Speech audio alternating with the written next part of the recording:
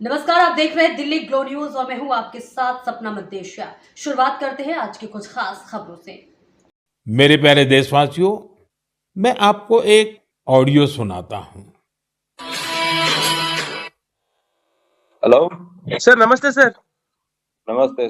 Sir बोलिए sir. देखिए, ये जो आपने एफआईआर नंबर मुझे सेंड किया है, इस नंबर के खिलाफ 17 कंप्लेंट्स हमारे पास। आप ये नंबर यूज कर रहे हैं? मैंने नहीं यूज करता हूँ सर। अभी कहाँ से बात कर रहे हो? सर कर्नाटका सर, वो घर में हूँ सर। ओके, इसके लिए आप अपनी स्टेट में रिकॉर्ड करवाइए ताकि ये नंबर ब्लॉक कर दिया जाए, फ्यूचर में आपको कोई प्रॉब्लम ना हो। Okay, yes sir.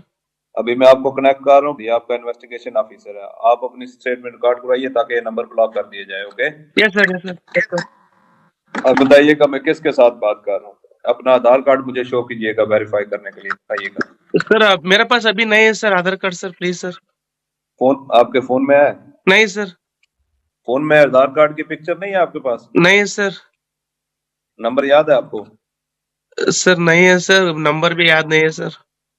हमने सिर्फ वेरीफाई करना है। ओके, वेरीफाई करने के लिए नहीं सर। आप डरिए ना, डरिए ना। अगर आपने कुछ नहीं किया तो आप डरिए ना। हाँ सर, हाँ सर। अगर आपके पास आधार कार्ड है तो मुझे दिखा दीजिए वेरीफाई करने के नहीं लिए। सर, नहीं सर, मैं गांव को आया था सर, घर में है सर। ओके,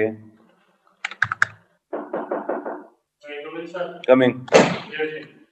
जय हिंद। इस व्यक्ति के वन साइड वीडियो का रिकॉर्ड करो as per the protocol. Okay, ये ऑडियो सिर्फ जानकारी के लिए नहीं, ये कोई मनोरंजन वाला ऑडियो नहीं है। एक गहरी चिंता को लेकर के ऑडियो आया है। आपने अभी जो बातचीत सुनी, वो डिजिटल अरेस्ट के फरेब की है। ये बातचीत एक पीड़ित और फ्रॉड करने वाले के बीच हुई है।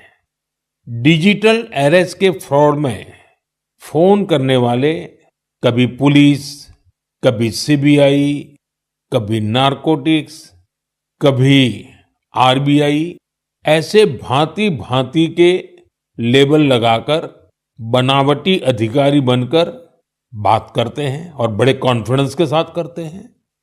मुझे मन की बात के बहुत से श्रोताओं ने कहा कि इसकी चर्चा जरूर करनी चाहिए। आइए मैं आपको बताता हूं, ये फ्रॉड करने वाली गैंग काम कैसे करती है, ये खतरनाक खेल क्या है, आपको भी समझना बहुत जरूरी है, औरों को भी समझाना उतना ही आवश्यक है। पहला दांव, आपकी व्यक्तिगत जानकारी, वो सब जुटा करके रखते हैं। आप पिछले महीने गोवा गए थे, है ना? आपकी बेटी दिल्ली में पढ़ती है ना? वे आपके बारे में इतनी जानकारी जुटा कर रखते हैं कि आप दंग रह जाएंगे। दूसरा दांव, भय का माहौल पैदा करो। वर्दी, सरकारी दफ्तर का सेटअप, कानूनी धाराएं, वो आपको इतना डरा देंगे, फोन पर बातों बातों में आप सोच भी नहीं पाएंगे। और फिर उनका तीसरा दांव शुरू होता है। तीसरा दांव, समय का दबाव। अभी फैसला करना होगा, वरना आपको गिरफ्तार करना पड़ेगा। ये लोग पीड़ित पर इतना मनोवैज्ञानिक दबाव बना देते हैं कि वो सहम जाता है। डिजिटल अरेस्ट के शिकार होने वालों में हर वर्ग, हर उम्र के लोग हैं। लोगों ने डर की वजह से अपनी मेहनत से कमाए हुए लाखों रुपए गंवा दिए हैं। कभी भी आपको इस तरह का कोई कॉल आए तो आपको डरना नहीं है।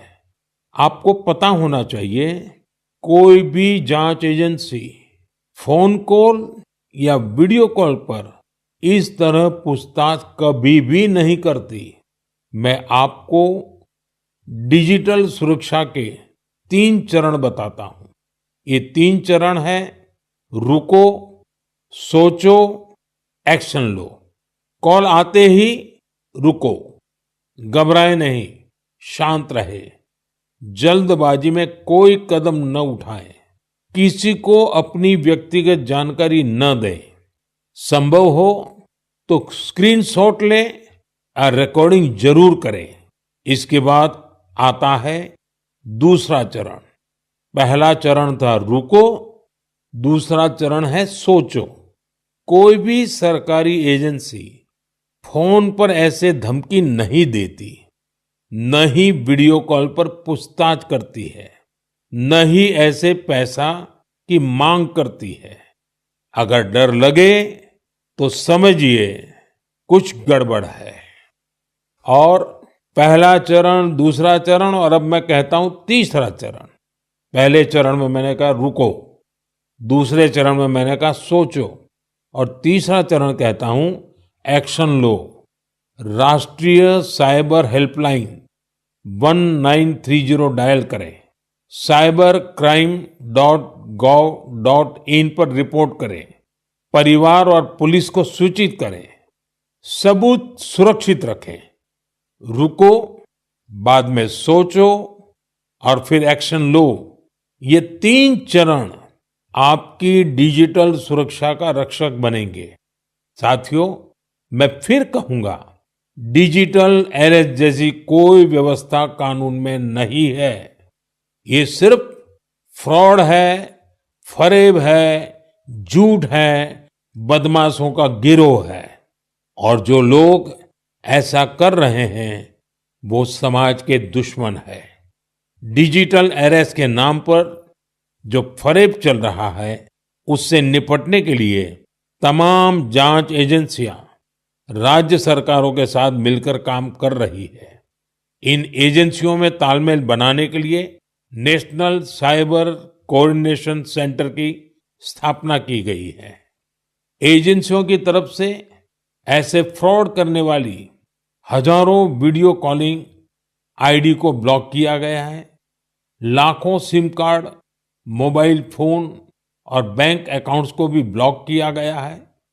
एजेंसियां अपना काम कर रही है, लेकिन डिजिटल अरेस्ट के नाम पर हो रहे स्कैम से बचने के लिए बहुत जरूरी है हर किसी की जागरूकता, हर नागरिक की जागरूकता।